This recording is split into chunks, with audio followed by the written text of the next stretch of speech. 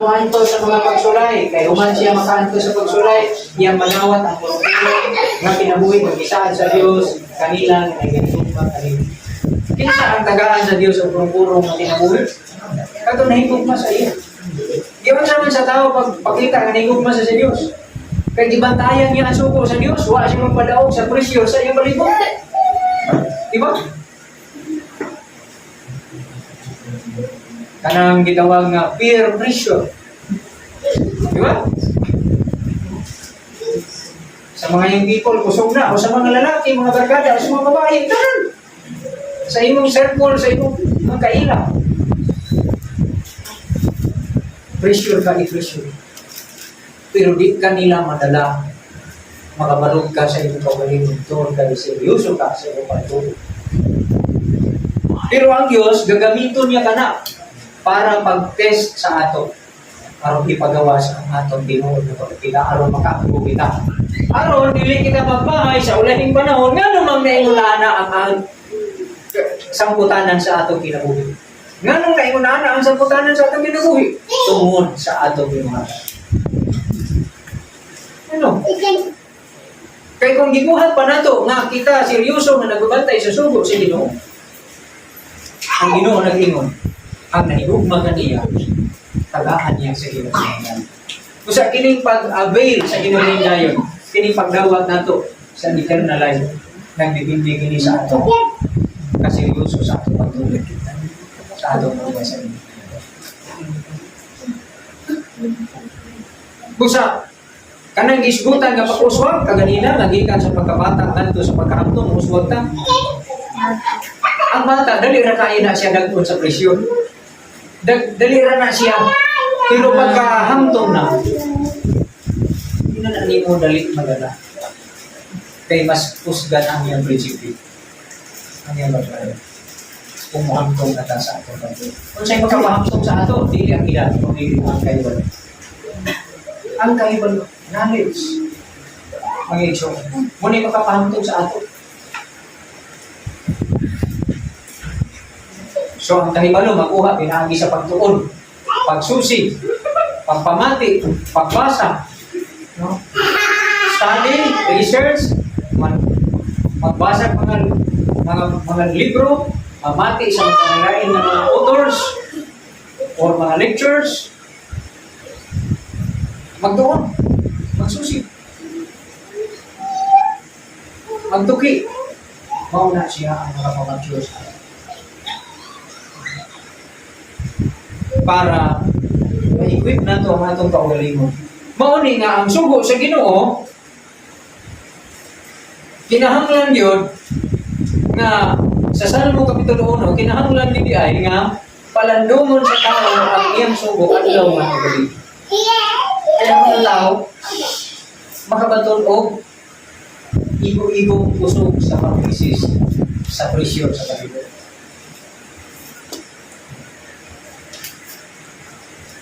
Di ba daghan naman kayo ni kasi nakiyan nato na naging presyon. Basta gusto ni mong barugan ang iyong pagtuon, nasa yung mga tao nga upos ay mong pagtuon. O sa ani, kalisod katong mga naninyo ka ikaw magtutuo. Yan, ilumininyoan dito kay dahil ang pagtuo nila, yan, nakasagol ka dito sa ilang. Yan, maglisod kag barog sa iyong pagtuo. Kaya nga naman, yung una-una, mag-concern man ka sa ilang reaksyon. Nagka-problema ka kung sa ilang reaksyon, kung sa ilang moto. Busa mo na nga, importante yun, pinakamaayog yun, nga kung mag-video ka, ang imong mag-videoan, parehan mo pagtuo.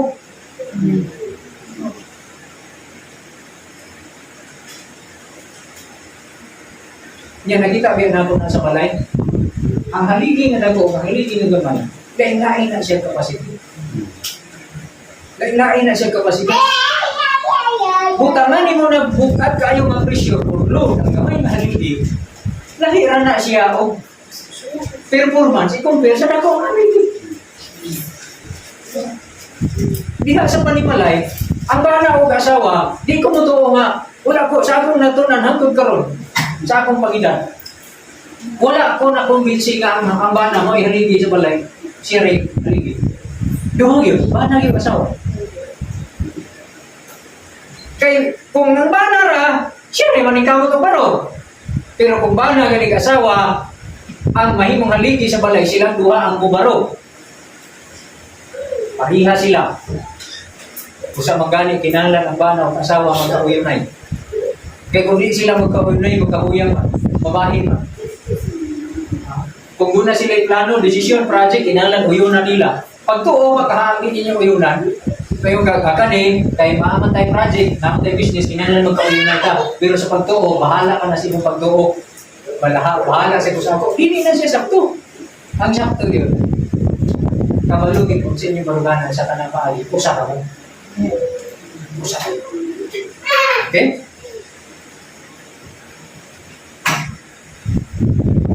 So, a true person and a true faith is seen, not in time of peace. Ang tinuod niya pagtuo, hindi makita panahon sa kasayod. Di ba? Panahon sa kasayod, hindi na makita na tinuod din pagtuuhan niya. Diya sa Diyos. Ang atong faith, ang atong pagsalig, ang atong pagtuo, ang atong pagsimba sa Diyos, ang atong pagkamasingkan sa Diyos, na makita sa panahon sa kasayod. Pero makita na panahon sa kalisod. Nakita na sa kinabuhi ni atong tulo ka mga Hebrehanon nga si Anania, Azaria, o si Misael. Shadrach, Meshach, Abednego. Nakita na sa kinabuhi ni Daniel. Sa dahil si Daniel doon ay pressure sa iyang palibot, kay doon ay mga tao nga nasina kaniya, naghimo o plano nga gikumbinsi nila ang hari nga mandun pa, mangyari, maghimo ka o sa pagkalaot nga wala laing simbahon gawa sa imong Diyos. Ang musimba sa laing Diyos gawa sa imo yun, itambog sa langob sa Leon. Ang ilan ay target ato nga balaod si Daniel. Pero di ka si Daniel na kayo balo na kasi itambog. Ang sige ba ni Daniel, nagabray pa sa bintana, ang nagsimba sa iyo. Di ba? Nagsimba siya ng Diyos, mga kaisunan, wala siya makadlaw, pero parang na siya na doon ay balaod. Kaya malo siya karon, di naging malangan ng puro gikuan eh. Pero, nagsimbang yapon siya. Ngayon, siguro ka, kanitawan na rin maayaw na masinupakon sa balaod. Maumit ay tuyo ito sa balaod para mahihimo siya masinupakon. Gihimo mo itong balaora, dili para sa katarong. Gihimo itong balaora para siya presyoron. O i-give up niya ang iyang Diyos. Kung di niya i-give up, malipay ang iyang mga adversary, ang iyang mga kaaway, malipay sila, kay malaglag po na sila. Pero sa initabo, wala si Daniel mahal. Kaya nga naman, seryoso siya sa iyang pagtuo sa Diyos, sa awa siya mahal. Loyal siya sa Diyos. O ang iyang gugma sa Diyos ng pabiling. Kung siya ng Ginoo, naaka pa ba? Ano gitugod man yung mga mahimo ni Kulao? Wala na siya mo anak. Gamahanan mo takalon, gitugod ni mo, maghimo siya ang Kulao. Wala siya na. Ginawat niya to. Nitabo. Nag-uol ang hari, kaya na-discoveryhan niya nga ang tuyo di ay ato si Daniel, higala niya silang Daniel. Nag-uol ang hari, pero wala mo siya mahimo, kaya nakita niya tapos yan, pirmahan na niya ang Kulao. Silyuhan na niya. Pero giignan na sa hari, Daniel, ang imong Diyos, magaluwas ka ninyo. Tungkol man, itambog na si Daniel dito sa langob sa Leon. Kung saan nahimo mga kaisulan, sa atong mabasa niya sa bukod Daniel, isa may nahimo. Si Daniel, gitanaw lang sa Leon. Wala gani ang Leon makabuka sa ilang baba, matod pa nila, aron siya pasipatan. Hindi ba na yung anak ang batasan sa Leon? Oh, may Leon nga. Tingnan anak kabuutan. Nga magdagpuntan na orang. Nga di gani bukalo ng baba. Layo kapag gani, mungisi na na. Mungisi na, di kalipan. Mungisi na, kay matap. Kung gawa sa iyang tango, maano yan. Di ba? Siya, wag siya kung yan sa Leon. Kaya nga, nag-ibantayan siya sa Leon. Amen. So, nita mo, Gisusi sa hari, ang hari na puasa ang tao. Dito niya yung hari. Bata niya, sayo gid siya bata pagkapunta kay gisusi dito sa langaw sa Leon kung uy pa ba niya igala nga si Daniel. Gitawag niya, hari, Daniel, kumusta ka? Ay, ito bagay si Daniel nga okay ra siya. Di ko ha si Daniel di pagawas gikan sa langaw sa Leon ang gipuli kadto mga tao nga naghimo ato wala ora nga naglipat sa hari para maglipat sa mga wa pa kuno badon pa sa libro sa Daniel. Wa, pa gani sila mga dapat sa langaw, hindi tamog na sila sa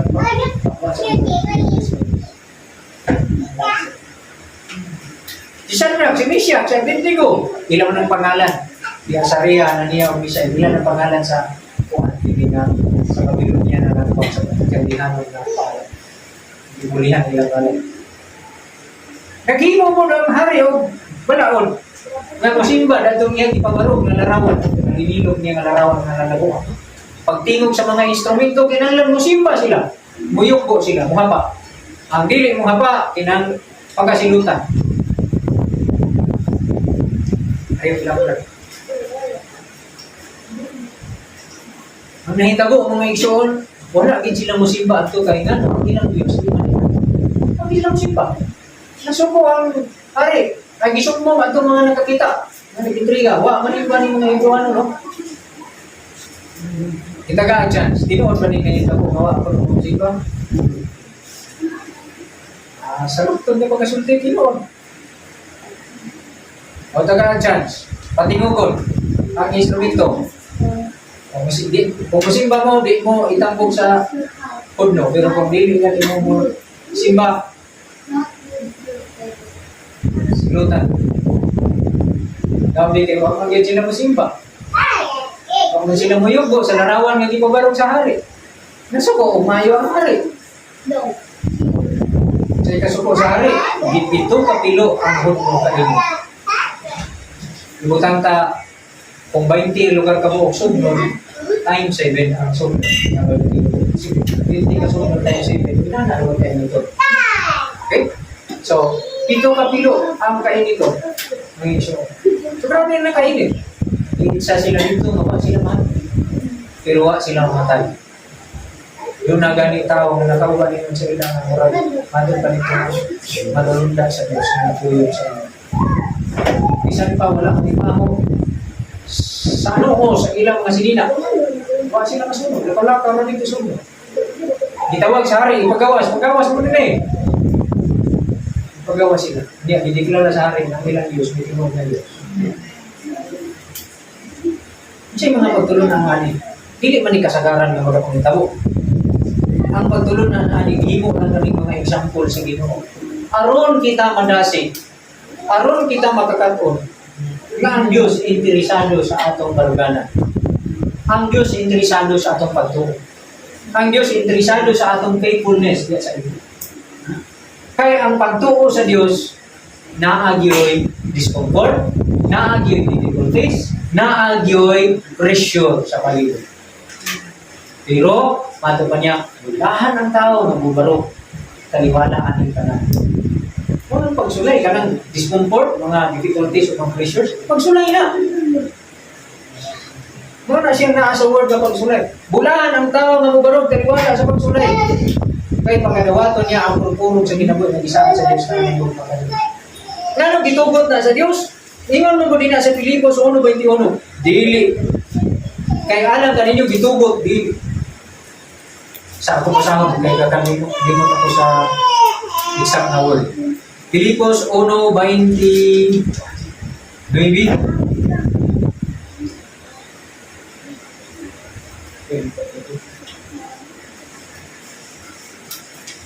Kaya gikatugot ka ninyo nga tungod ng Kristo dili kamo nga tungod ng Kristo kamo dili lamang ilurang mo tuo kaniya kung dili nga kamo manag-antos sa tungod kaniya. Di lang daw kayo tuo ka. So, ang atong true faith, ang atong tinuod nga pagtuo dili makita sa panahon sa atong kanang at least bitaw ang atong kinabuhi. Kanang naa sa kasayo ng atong kinabuhi. Easy kayo ang life. Di ba? Panahon nga easy kayo. Easy na kayo. Exam mo. Makita ang imo tinud nga ka-bright kung lisod kayong exam. Pero kung easy ra kayong exam, easy ra kayo. Dali na ganing kayo kauman. Dili na mo i-prove nga bright yung ka. Dili na mo i-prove nga nakadagan di ka ikag natunan. Or nagpugi ka sa pagtuon. Dili na. Ang proof ana, mag-test yun ang inyong kahibalo sa panahon nga ang exam, lisod na tayo. Dito na mo gawas kung unsa gyud kadako imo panikamo para makaklon ka. Pero dili kaya ka na magtuon. Kami yung magtuon ako kay lisod na kay exam dili na. Nagtuon ka na daan mo na rin na exam na lisod. Dito i-test ang imo kahibalo. Ay nang panikamo. Amen? Di ba? Busa, ang true quality sa atong pagkatao mugawas na sa panahon. Discomfort, difficulties, and the times of pressure. Pero kasagaran sa tao pag nagay discomfort, reklamo, bagulbol. Tayo mangitag sa'yo. Mga estudyante mo, kalisod mo siya ganyan exam. Sir, nakarantag sa'yo. Mga anak, dito sa eskwelahan. Kung sa'yo ma-surprise namin, kalit mo lang yung maestro mo yung nga mag-test. Kasagaran man siya, mo yung mga nga, tomorrow maganda may mag-test kalit mo lang yung mag-test mo magsaba. Di ba? Na, kumaanan na ganit ka nga kasi dandaan ka nga na yung test. Okay ka, pero pag kalit na yung test, waka na yung nakabalo nga, waka hindi ko si dandaan, waka nag-review. Kaya maghuwa pa mo na yung kapasidan, kaya mag-review na yung ka. Hindi na yung na ang ginabuhi. Kanunay di ay dapat prepare. Kanunay na ang panikamo. Muna masuko ta usahay gamito nato. Kani yung sipal ko mangalit lang palo. Pa magsaba ko na uti karon. Kano mo tata? Oh, ba? Bisag kandila na naman lagi ato. Sipal ko pa iba. Pero na imo lang natadapan nga magandang ta in times of difficulties na atay ka. Na atay ka sugako. Di ba? Pero kita, gakapakyas tayo. Ngayon, kanina yung taga-utag listri, kanina ka, paano siya? Huwag mo ba siya? Dapat na tayo, ano, bisag sa Facebook na lang. Di ba? Ina na reaction. Kadaghan ako anak makabalo ay makalungkot. Mutanan ni sininga. Nakabalo ba mo? Kanay pahibalo ka mo. Paano? Kasi ka nagpangita, kaya ikaw ako nakatigong. Mangita kang rason para nga mamaksul mo sila sa lagin nila ano ako itubig karon kaya gikalit nila palo magsulti pero dapat niya ita to na mo bisa ng gagalon gipo si Buksan di ba? Ano niya tato? Sa tanang paagi sa atong ginabuhi kinahanglan makaprepare ka kaya nakakagip niya siya ang tuloy. Discomfort, difficulties, pressure. Kaya sa atong pagtuo na ako, mag-practical man sa atong pagtuo sa Diyos. Pero ang pinakaseryoso ang atong pagtuo sa Diyos. Dumduman nato ni mga kaitsuna. Labi na ng panahon maka-istorya ka tao na singka-singkahan ito ka. Grabe, singka-singkahan ito. Pananawa pag iba. Bugawas, hindi mong pagka-ikaw ano. Bugawas yun. Kung bawas mga isa, ikaw rin yun. So, di ba? Kita. Pero grabe na, singka-singkahan ka pa, o niya, gitundo-tundo, kung ka, mo na, grabe isulto sa iyo. Pero ikaw, relax lang ba yun? Mahigay ka mong istorya ka, malinawag ka. Kana, ulahan ka niya. Pero may iwan mo ganyan siya na. Grabe kang gagawa sa inyo.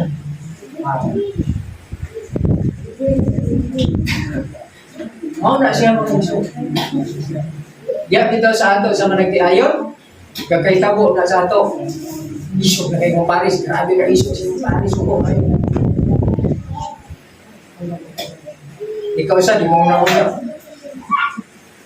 Hindi kang kabanta, supol mo ka. Singkitan mo di mo. Doon sa kapusog, ang iyang paklawa di mo. Nagigikado na. Pero kung ikaw, nag-mature na ka diya sa pagtuo sa Ginoo, di naman ka madalaan ng apresyon. Amen? Pag nag-mature na ka diya sa pagtuo sa Ginoo, kalma ka lang, hindi mo na unang ako rin buwaton mo lurami ang kasuko. Tubago ni mo siya, hinay na tubag mo may naa sa Bible. Maningon sa proverbio nga, ang mahait na tubag, makahaling sa manag-away. Pero ang mahinay na tubag, makahupay sa kasuko. Gusto ka nga masuko, siksa mo. O mas mahupay no na iyang kasuko. Mas lindo itong mahupay ang iyang kasuko. Pero kita, kinalanta magtuon ani. Paagi lang nga magkatuntaan nga ma-develop ni diya sa atong sulod. Nga makabatuntag, tinungkod, nga kinaiya sa pagkaanak sa Dios kanang naatay. Ato na ning basa ang last para mag-enta. Galatia 5. 22. Maning kuan sa Ginoo sa ano na gusto niya nga atong mabatunan. Galatia kapitulo 5 bersikulo 22 padulong sa 23. Aban ang bunga sa Espiritu. Ano sa mga Espiritu? Espiritu Santo, Espiritu sa atong Ginoo. Ang bunga ni mao ang gugma. Kalipay, kalinaw, pailo, pagkamapuangoron, pagkamaayo, pagkamatinumanon, kaagbo, pagpugong sa kaugalingon, na sa maong mga butang, walay kasubukan na kabato. Dinhin, grabe na ang pressure, pero makapugong pagyapong kasi kaugalingon na pagyapong self-control. Diba? Di ka makatumbang. Morning nindot kung nasa ito ang Holy Spirit. So ato ginapangayoon sa Ginoo nga makabatuntaan na kanunay nga magpapuno sa Espiritu sa Ginoo aron dili na di ta mapakyas gyapon mahimo lang, di ta mapakyas makabatuntan self-control. Na pagyapon sa ato ang goodness, na pagyapon sa ato ang meekness, mga igsoon, no? Dili ta mapakyas ani. Naapagyapon sa ato ang patience o pahilo, na sa ato ang kalinaw, grabe na ang kagubot, grabe na ang problema. Diba? Usahay, mawala ang kalinaw tungkol kay na ang kalisod. Manalay na ang bunido ang ulo, kay gamay ra ang kwarta. Diba? Mangaway kay gamay ra ang kwarta, or way lami ang sudan. Diba? Ano siya?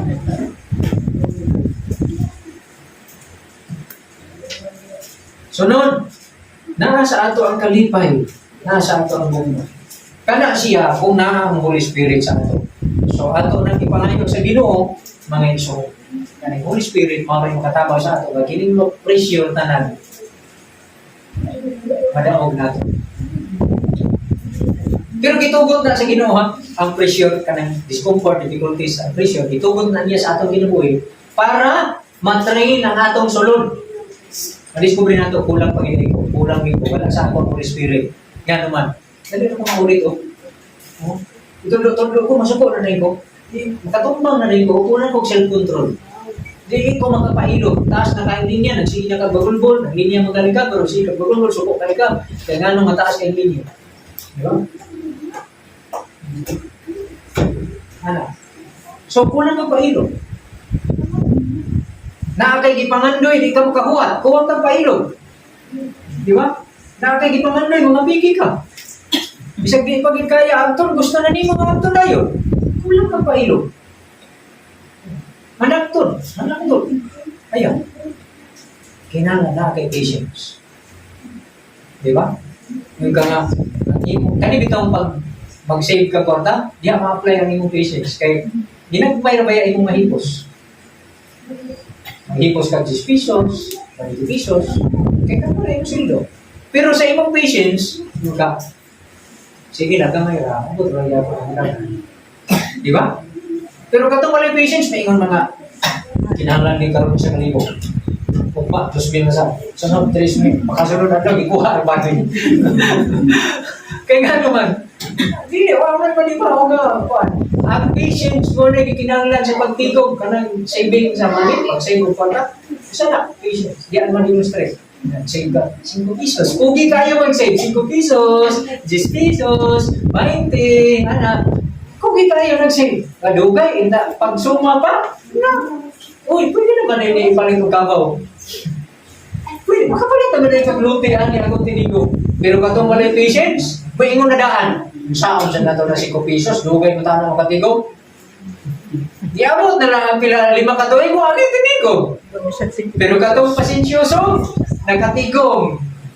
Ubay-ubay nang natigom. Ginagmay lang. Hallelujah! Ha? Nindog tayo, Salamat sa Asya sa Pinoy sa mga pulong.